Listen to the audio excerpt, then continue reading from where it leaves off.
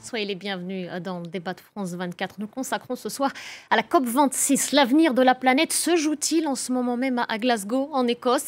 Après l'ouverture formelle de la conférence climat hier, les 120 chefs d'État et de gouvernement entrent dans le vif du sujet ce lundi. Pas de nouveaux traités cette fois, mais des engagements à présenter, à réaffirmer, à relever même pour tenir les promesses faites en 2015. À Paris, on en parle avec nos invités ce soir. Bonsoir à vous, Armelle Lecomte. Bonsoir. Vous êtes chargé du plaidoyer climat et énergie à Oxfam. À vos côtés, Hervé Le Treut. Bonsoir à vous. Bonjour. Vous êtes climatologue, membre de l'Académie des sciences. Comme Guirchig à ma gauche. Bonsoir à vous également et bienvenue. Vous êtes membre des Jeunes Ambassadeurs pour le climat. Et puis Seni Nafo nous retrouvera un petit peu plus tard en direct depuis Glasgow. Il est le porte-parole du groupe des négociateurs africains sur le climat. On va d'abord aller voir ce qui se passe justement du côté de Glasgow. Marina Berti, l'envoyée spéciale de France 24 en Écosse. Bonsoir à vous, Marina. Vous suivez depuis hier cette COP26, cette conférence de la dernière chance, comme certains l'ont présenté. On va retenir l'un des temps forts de cet après-midi, Marina. Ce sont les annonces faites par le Premier ministre indien, Narendra Modi. Oui, tout à fait. On l'attendait. L'Inde était un des pays à ne pas avoir mis quoi que ce soit sur la table ces derniers mois en amont de cette conférence. Eh bien, ces choses faites, le Premier ministre Narendra Modi a fait plusieurs annonces à échéance 2030, donc à court terme, 50% d'énergie renouvelable dans le pays. Pour 2030 aussi, la baisse de 45% de son intensité carbone. Comprenez les émissions de CO2 ramenées au point de PIB. Et puis, une annonce phare, celle de la neutralité carbone. Écoutez bien cette date, pour 2070. Alors, autant pour les énergies renouvelables et la baisse de l'intensité carbone, c'est plutôt des très bonnes nouvelles. En revanche, pour 2070, la neutralité carbone, je peux vous dire que ici, les militants climat ont ri jaune à l'annonce de cette date. La neutralité carbone, vous savez qu'on en parle beaucoup ici à Glasgow. 2050 pour les États-Unis ou le Brésil qui l'a annoncé tout à l'heure, 2060 pour la Chine, mais à vrai dire 2070 c'était une date qu'on n'avait jamais entendue, mais contrairement à d'autres grandes économies, eh bien c'est la première fois que l'Inde prend un tel engagement. Gardez tout de même en tête, Nabia, que le but de cette conférence est de rassembler au maximum d'engagements de neutralité carbone, mais plutôt pour 2050. Oui, des horizons qui nous paraissent tout de même loin alors qu'on parle d'urgence climatique. On retiendra aussi, Marina, les discours d'Emmanuel Macron, de Joe Biden, puisque les États-Unis ont regagné l'accord de Paris. Mais en revanche, de ce côté-là, pas d'annonce inédite, rien de nouveau finalement. Non, on peut même dire que Joe Biden comme Emmanuel Macron sont venus les mains vides à Glasgow. Le président américain qui a fait une annonce, certes 3 milliards de dollars par an qu'il veut consacrer aux États-Unis pour l'adaptation au réchauffement climatique pour les pays en développement. Il a réaffirmé son nouveau leadership après des années d'administration Trump climato-sceptique, mais pas grande annonce. Il a reformulé les engagements américains qu'on connaissait déjà. Idem côté français avec cette nuance, Emmanuel Macron qui s'est très clairement adressé aux pays en développement et qui a parlé de la solidarité qu'il fallait déployer pour résoudre cette crise climatique. Merci beaucoup Marina. Marina Berti en direct depuis Glasgow. Une nouvelle COP qui doit absolument être couronnée de succès. C'était l'appel du Britannique Alok Sharma, le président de cette conférence. On va l'écouter, je vous fais réagir juste après. Et nous savons que cette COP, la COP 26, est notre dernier espoir de maintenir à 1,5 à portée de main. Si nous agissons maintenant, et si nous agissons ensemble, nous pouvons protéger notre précieuse planète. Alors unissons-nous au cours de ces 2 semaines et faisons en sorte que la promesse de Paris soit tenue et que Glasgow tienne ses promesses. Voilà. Hervé Le Treut, Marina nous a donc exposé les tout derniers développements depuis Glasgow, ces annonces faites. Alors l'horizon pour la neutralité carbone pour la Chine 2060, pour la France et les États-Unis 2050, pour l'Inde c'est encore plus loin 2070. Au-delà de remettre le climat à l'agenda, est-ce qu'on la surestime cette nouvelle conférence ? Je pense qu'on ne peut jamais surestimer ces conférences parce qu'en fait, on est face à des situations qui sont effectivement des situations très, très difficiles. On émet des gaz à effet de serre, ils se stockent dans l'atmosphère, ils continuent de se stocker. Et on est dans une situation où, je ne sais pas si c'est la dernière chance, il y a déjà eu des dernières chances, il y en aura d'autres, mais c'est jamais la même dernière chance. C'est-à-dire qu'au fur et à mesure que les choses évoluent, on se retrouve dans des situations qui sont de plus en plus difficiles à gérer. Aujourd'hui, on n'est pas du tout dans les mêmes conditions qu'il y a 5 ou 6 ans, au moment de l'accord de Paris. On a émis beaucoup de gaz à effet de serre en plus. Donc c'est pire, c'est encore donc pire. On est dans une finalement. situation qui est effectivement, objectivement, pire par rapport à celle de l'accord de Paris. Donc je crois qu'il faut être très, très attentif. Moi, ce qui me gêne un petit peu, c'est effectivement le fait qu'on ne mette pas suffisamment en avant aujourd'hui, c'est je pense pour tous les citoyens, les gens qui écoutent, quand on essaie de parler uniquement avec des chiffres. Ces chiffres sont importants, ils sont nécessaires. On a besoin effectivement que les différents pays se manifestent les uns après les autres et puis donnent ce qu'ils ont à donner. Par contre, je crois qu'on doit aussi essayer maintenant de pas seulement parler de quoi, mais aussi comment. Je crois que le comment, qu'est-ce qu'on va faire aujourd'hui pour vraiment tenir ces engagements, par où ça va passer, quelles sont les méthodes, les enjeux qu'on va mettre en œuvre. Je crois que c'est vraiment très important aujourd'hui d'aller au-delà vraiment des discours qui ont été tenus jusqu'à présent. Sur la manière, Armelle Lecomte, je vous vois acquiescer à ce que disait Hervé Le Treut. Effectivement, il y a les chiffres parce qu'ils sont tangibles et qu'ils nous permettent finalement de poser l'état des lieux. Il y a aussi la manière finalement d'y arriver, mais on a aussi l'impression qu'aucune COP n'a le pouvoir de l'arrêter, ce dérèglement climatique. D'ailleurs, le climatologue que vous êtes, vous parlez de réchauffement climatique ou de dérèglement. On a un peu vu les deux questions posées. Moi, je posées. parle de réchauffement quand on a des conséquences qui sont des conséquences directes par rapport et puis je pense de dérèglement quand on a des conséquences indirectes. Armelle Lecomte, je vous en prie. Oui, le problème, c'est qu'on attend toujours beaucoup, finalement, des discours des chefs d'État et de gouvernement au début. Et effectivement, aujourd'hui, on peut que déplorer le fait qu'un certain nombre de chefs d'État et de gouvernement soient venus les mains vides, sans nouvelles annonces. C'est particulièrement le cas, effectivement, d'Emmanuel Macron, qui semble évoluer un peu dans une réalité parallèle, comme si la France était absolument un modèle vertueux sur ce sujet. Mais au-delà, c'est-à-dire qu'il y a les discours, il y a les engagements pris, les objectifs de réduction d'émissions que la plupart des pays ont mis sur la table. Mais après, c'est la question de la mise en œuvre, exactement ce que disait Hervé Le Treut sur comment on le fait. Et c'est là, aujourd'hui, ce qui pose problème. C'est que si on regarde les engagements qui ont été pris à la COP21 il y a 6 ans, beaucoup de pays ne les ont pas mis en œuvre véritablement. Et par exemple, la France a été condamnée par la justice française doublement, à la fois devant le Conseil d'État et devant le tribunal administratif de Paris, pour son inaction climatique, notamment parce qu'elle n'a pas respecté ses budgets carbone. C'est-à-dire qu'il y a une limite. La France se fixe une limite de ce qu'elle peut émettre en gaz à effet de serre sur un certain nombre d'années. Et sur la période 2015-2018, elle a dépassé 62 millions de tonnes de CO2 au moins, et justement émis dans l'atmosphère. Comme Girchik, ça veut dire quoi? Puisqu'en l'absence de mécanismes contraignants, dans la mesure où ces États prennent des engagements, comme ça a été le cas à Paris en 2015, il faudrait un mécanisme contraignant. Sinon, finalement, c'est l'initiative de citoyens de traîner un État devant la justice qui fait que finalement, on arrive à obtenir quelque chose, ou en tout cas qu'un préjudice soit imposé. Le problème, c'est que l'accord de Kyoto, qui était un peu le père de l'accord de Paris, quelque part, qui a été un premier test d'accord international sur le climat, a échoué précisément à cause du mécanisme de contrainte. Parce qu'un État, c'est un État souverain. Donc s'il a envie de sortir d'un accord, il le fait, comme l'ont fait les États-Unis. Les États-Unis notamment. Donc parler d'accord contraignant, ça n'a pas grand sens en soi d'un point de vue juridique. Et par contre, on peut le rendre contraignant d'un point de vue politique ou au niveau juridique, mais au niveau national, du coup. Et c'est exactement ce qu'a fait l'affaire du siècle. Voilà. Mais là, il faut des juges nationaux qui soient ambitieux, qui arrivent à lire un peu entre les lignes, qui arrive à sentir l'esprit du législateur international, ce qui est très compliqué. Tous les pays ne pourront pas en faire autant. Les Pays-Bas l'ont fait. Pardon, oui, certains autres pays l'ont fait, mais pour l'instant, c'est une minorité de pays. Mais ça veut dire qu'on peut créer un précédent. On peut espérer que la jurisprudence se répande, mais ce n'est pas du tout certain. Et moi, je pense qu'un des gros écueils de cet accord-là, c'est qu'il manque des échelons intermédiaires. Et tout à l'heure, dans l'intervention d'Emmanuel Macron, il a parlé de ça. Il a dit on manque en fait d'étapes. On se projette, là encore une fois, avec l'Inde qui se projette à la neutralité carbone en 2070. loin, c'est très loin. Le problème, c'est qu'on manque de portes de passage.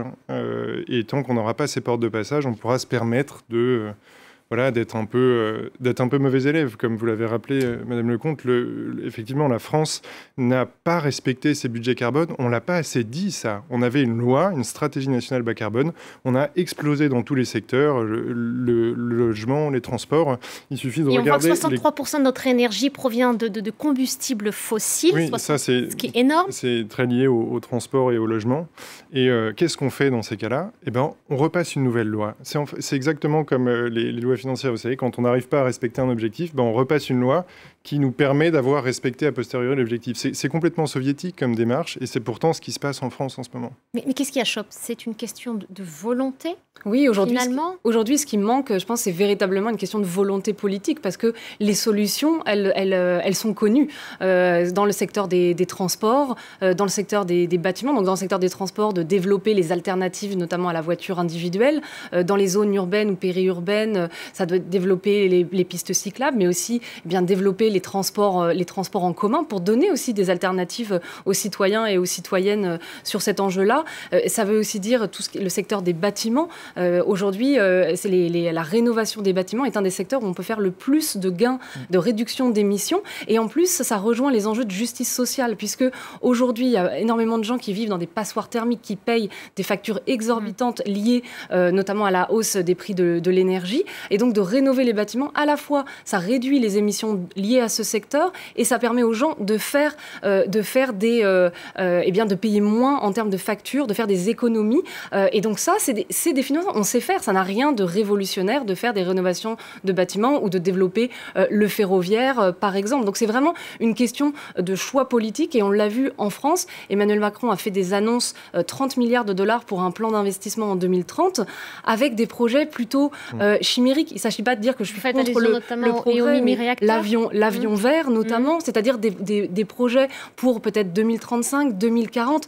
Or, aujourd'hui, et Hervé Le Treuth en parlera mieux que moi, c'est une décennie cruciale, les années 2020, si on veut se donner une chance de limiter le réchauffement de la planète à 1,5 degré. Donc, on ne peut pas tout baser sur des inventions technologiques qui seront peut-être là dans 10, 15 ou 20 ans. En tout cas, il faut au moins faire des efforts dès maintenant dans des secteurs cruciaux, bâtiments, transports et aussi l'agriculture. On en parle trop peu. Et ce temps précieux qui nous manque et qui nous fait défaut, les pays du Sud, on ne le dira jamais assez, sont les plus exposés. On va retrouver peut-être en direct depuis Glasgow Seni Nafo. Je crois que vous êtes avec nous. Vous êtes le porte-parole du groupe des négociateurs africains sur le climat. Bonsoir à vous. Merci de nous rejoindre dans ce débat. On a entendu tout à l'heure les discours de Boris Johnson, d'Emmanuel Macron, de Joe Biden, cette annonce de Narendra Modi.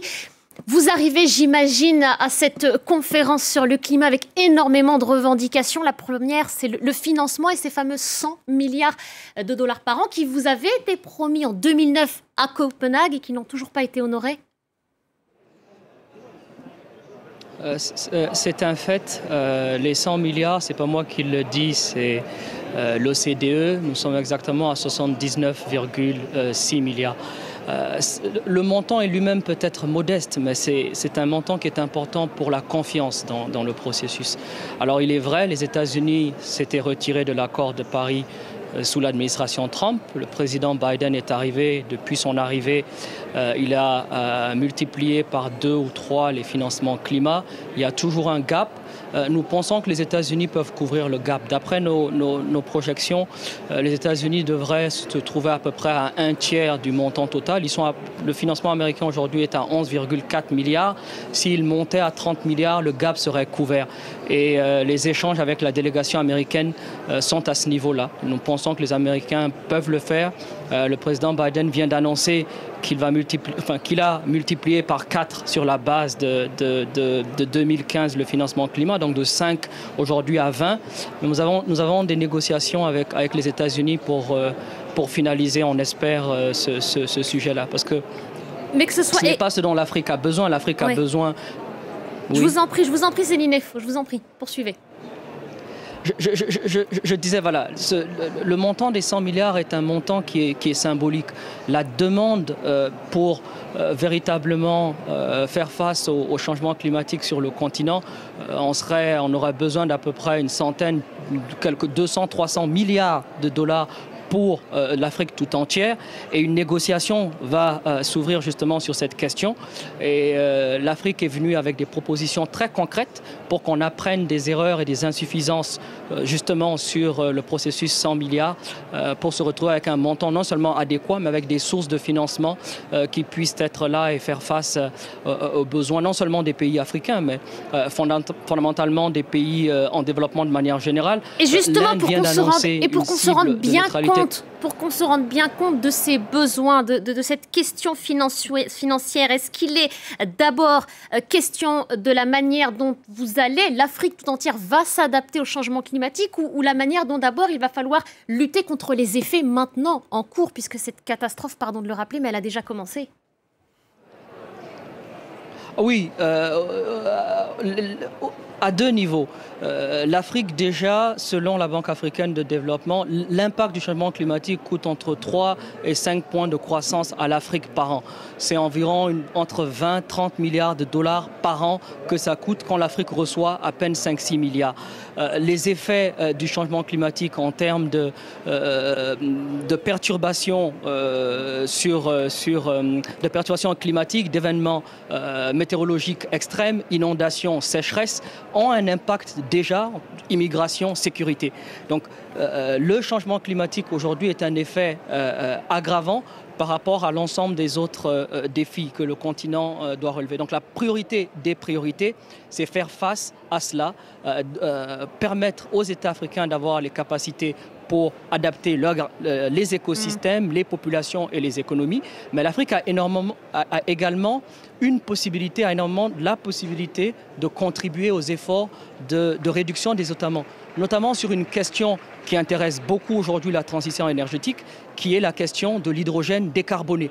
Sur cette thématique-là, l'Afrique a l'opportunité de transformer véritablement son économie, parce qu'à la différence des énergies renouvelables, éoliennes et solaires, ce que vous avez avec l'hydrogène décarboné, c'est que vous avez également une molécule verte qui peut vous permettre alors d'industrialiser de manière propre. Et ça c'est un élément qui est très important pour la majorité des pays africains, d'aller vers une industrialisation, mais une industrialisation qui respecte l'environnement et qui va dans le développement durable. Et l'Afrique, nous travaillons, la COP27 se tiendra en Égypte, nous travaillons déjà sur l'ensemble de ces éléments. Donc au-delà de la question d'accès à l'énergie, aux énergies renouvelables, comment transformer profondément l'économie africaine. Et l'hydrogène décarboné étant une piste à condition, bien évidemment, d'être accompagné sur le plan financier. On va marquer une très courte pause et on se retrouve dans quelques secondes. Restez avec nous.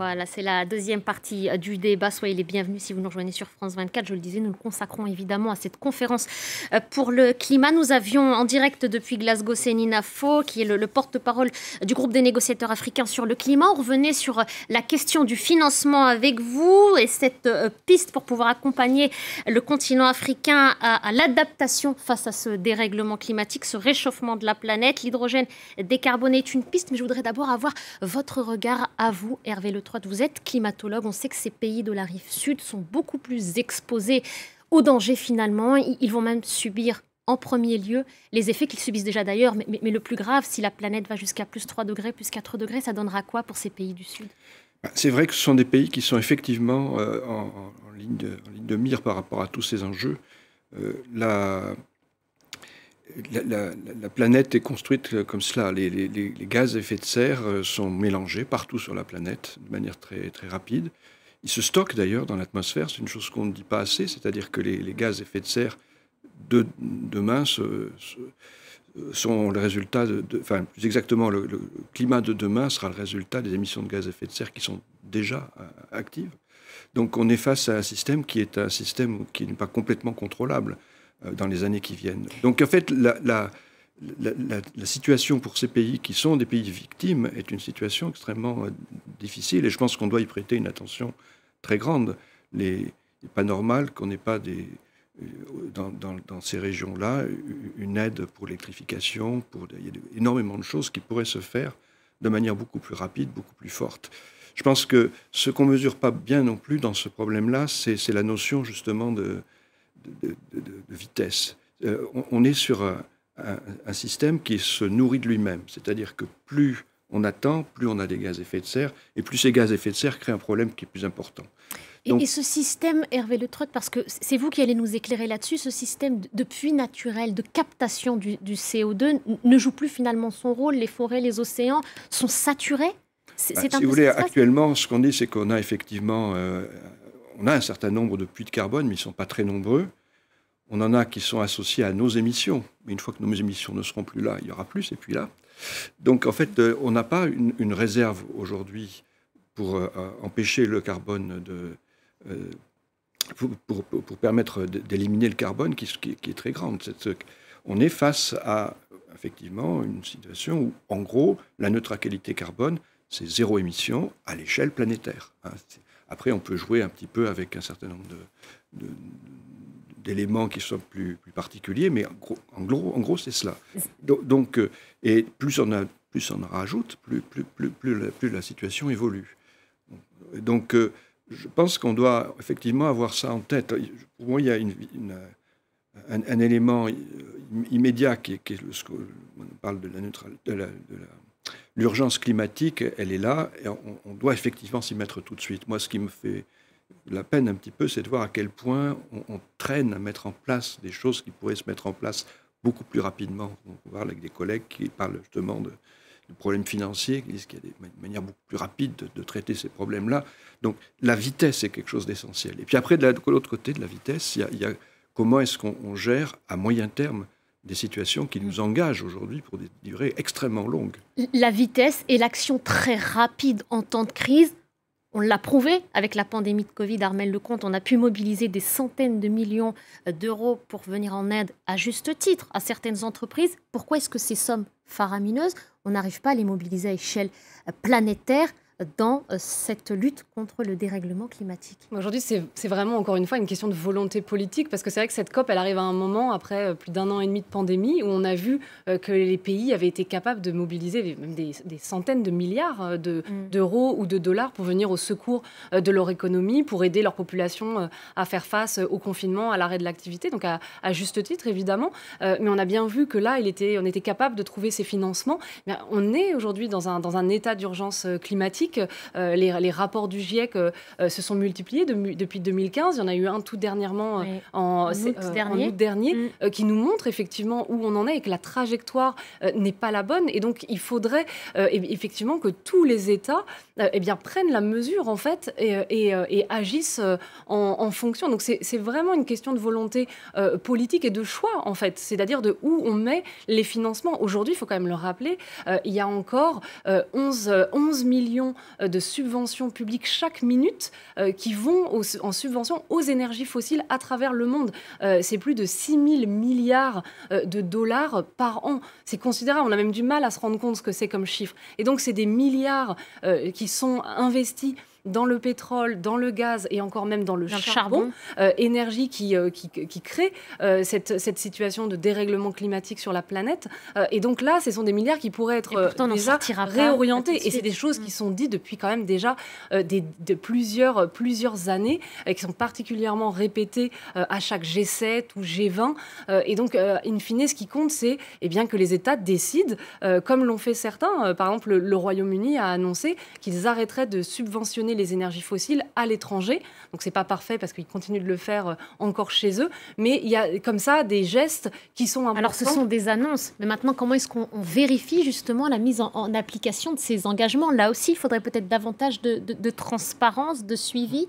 Là, pour le coup, tout à l'heure, vous demandiez si ces grands rendez-vous annuels avaient encore une utilité. C'est exactement à ça qu'ils servent. Et c'est à ça qu'ils servent avant tout. C'est d'une part de stimuler l'ambition des États, parce que les chefs d'État, sachant qu'ils sont sous les caméras, sont un peu grisés par ça et prennent des engagements, donc ça c'est très bien. Et puis parfois on a les effets d'annonce. Et voilà, et il y a aussi le cadre de transparence qui est un aspect essentiel de l'accord de Paris qui vise justement à ne permettre aucune sorte de manipulation statistique de la part des États et que très clairement tout le monde ait un bilan, en fait, une sorte de bilan carbone des États parfaitement comparable entre tous les pays.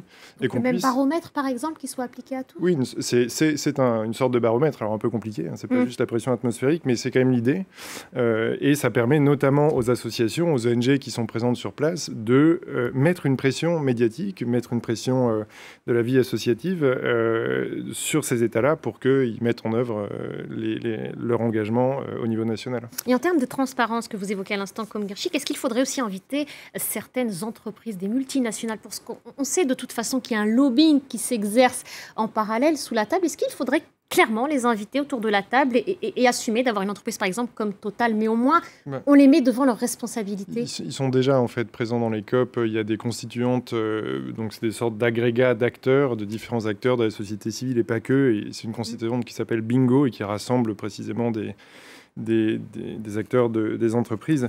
Mais les entreprises évidemment ont une responsabilité, mais j'allais dire, il n'y a presque pas besoin de la mettre à nu. C'est public. Quand la France, et vous venez d'en parler, Madame Lecomte, par exemple, donne des garanties d'emprunt à Total pour faire un projet d'extraction gazière ou de liquéfaction gazière en Arctique, c'est public. Donc, il n'y a même pas besoin de transparence quelque part. C'est juste... Le problème, encore une fois, c'est de la cohérence politique, c'est de la volonté politique, mais il n'y a pas besoin de beaucoup plus d'informations là-dessus. L'information est connue.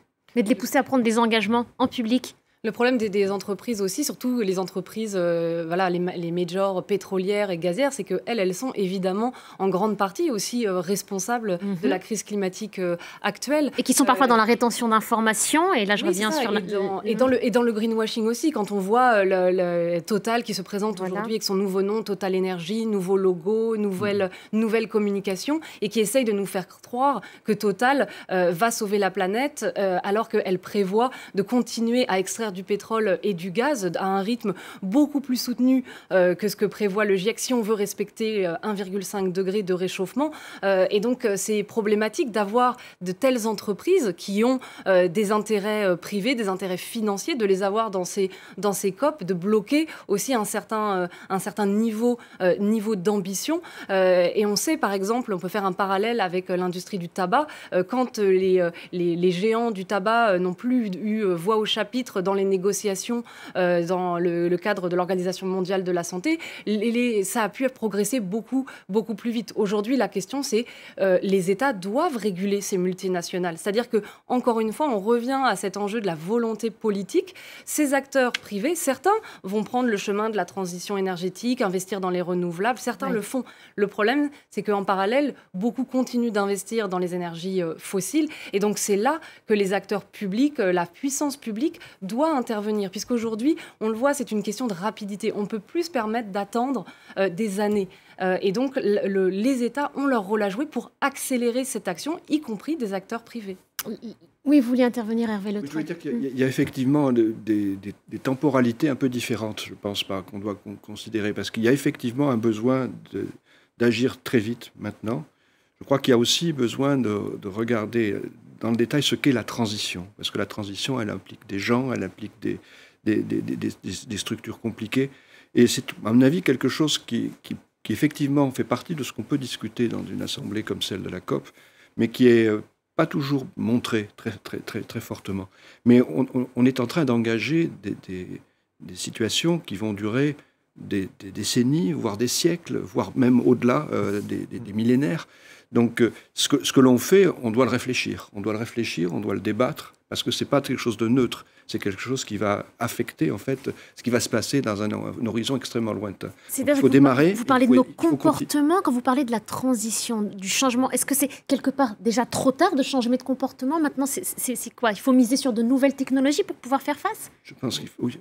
Je trouvais ça très intéressant ce que vous disiez, parce que justement, en France, on a eu un prototype très intéressant de solution qui n'est pas de l'hydrogène vert ou des mini-réacteurs, mais par exemple, la Convention citoyenne pour le climat, c'est un exemple de mécanisme qui permet d'enclencher une transition en engageant vraiment beaucoup d'acteurs différents au niveau local, de faire accepter le changement. Et ça, Emmanuel Macron n'en dit pas un mot à la COP. Il préfère faire des grandes tirades sur les engagements dans 30 ans. Alors, c'est pas très concret, c'est pas une solution tangible. Et j'espère que des gens seront à la COP justement pour défendre, parce que on manque de solutions comme ça. On pense, comme vous l'avez dit, on pense que technologie, on pense que réacteurs et transition énergétique, mais il n'y a pas du tout que ça. Si les différents corps sociaux ne sont pas engagés, il n'y aura jamais de changement. Céline Faux, vous êtes toujours avec nous. Vous abondez dans le sens de ce que viennent de dire Hervé Le Trott et comme Guirchig. On ne peut pas miser tout simplement sur les nouvelles technologies, pas seulement en tous les cas. Sur la question, par exemple, de la neutralité carbone. Alors, effectivement, c'est dans l'air du temps, tous les pays du G20 ou presque ont annoncé leur cible 250. Mais 250, en 2050, les chefs d'État ne seront plus là. C'est bien trop facile. Ces plans, et l'Afrique a une proposition en 3 points pour justement gérer l'urgence. Parce que 2050, comme disait Keynes, à long terme, on est tous morts. Ce que la majorité de ces plans, ce dont ils ne disposent pas, c'est d'un plan détaillé, d'une feuille de route détaillée avec un chronogramme. Il faut une feuille de route détaillée avec un chronogramme, premièrement. Deuxièmement, c'est que nous annonçons, les pays annoncent des plans neutres en carbone en 2050, mais les émissions, elles, augmentent tous les ans de 2-3%. Donc ce qu'il faudrait faire, c'est rapidement arriver à un pic des émissions, par exemple. Donc au lieu d'annoncer une cible totalement politique en 2050, ce serait bien de se mettre d'accord sur un pic des émissions, par exemple 2025 ou 2027. Le dernier point, c'est que pour les pays, en tout cas en développement, qui annoncent des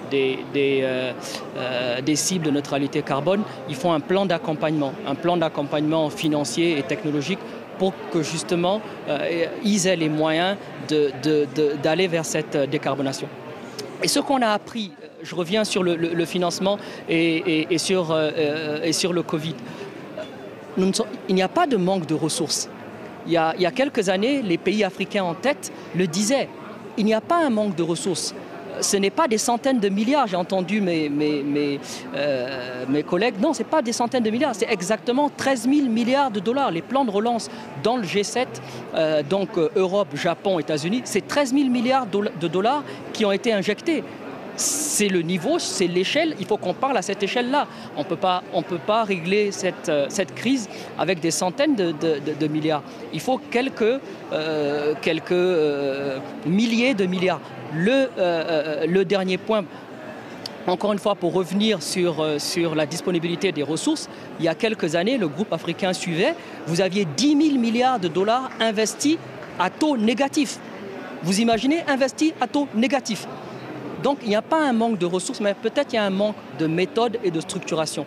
Le groupe africain, par exemple, a mis en place depuis 2 ans une facilité d'assistance technique aux pays. C'est-à-dire que nous aidons les pays à traduire justement ces visions en programme, en projet, et nous assistons les pays à mobiliser des ressources. Céline Faux, comme nous sommes pris par le temps et que je voudrais qu'on avance, je voudrais aborder avec vous une toute dernière question. On l'a bien compris, il y a la volonté, il y a les milliards, la question du financement. Vous disiez tout à l'heure quelque chose d'assez juste. À l'horizon 2060-2070, on n'aura pas les mêmes dirigeants, les mêmes hommes en principe qui dirigeront les pays présents à cette conf. Est-ce qu'il faut aujourd'hui miser sur la jeunesse? On l'a vu énormément mobilisée, massivement mobilisée aux 4 coins du monde, aux Nations Unies. On sait qu'Antonio Guterres a reçu 7 militants triés sur le volet, en tout cas représentatifs des régions des 4 coins du monde, pour pouvoir aborder ces questions-là avec eux. Je me tourne d'abord vers vous, comme Guirchig, mais est-ce que le salut de la planète, je vais aller vite, viendra de cette relève, de cette jeunesse qui est à la fois mobilisée et aussi à la fois très désabusée? J'espère d'abord qu'on aura des femmes au pouvoir, plus de femmes, parce que vous avez dit ce seront des hommes en 2060. Peut-être qu'une première étape, ça pourrait être d'avoir des femmes, et je pense que très concrètement, ça pourrait changer beaucoup de choses quand même dans la façon dont sont menées les politiques publiques. Mais après, oui, la jeunesse d'aujourd'hui, évidemment, elle est extrêmement consciente des enjeux. Après, et à la fois totalement désillusionnés. Beaucoup de jeunes sont en train de complètement repenser leur façon de vivre. Certains renoncent à faire des enfants pour la planète. Ça, c'est pas de la désillusion, ça au contraire, c'est une marque de conviction profonde qui fait que des gens sont Ou prêts à alors changer. c'est un aveu d'échec parce qu'on n'y croit plus, on ne croit plus en l'avenir. Certains redoutent même.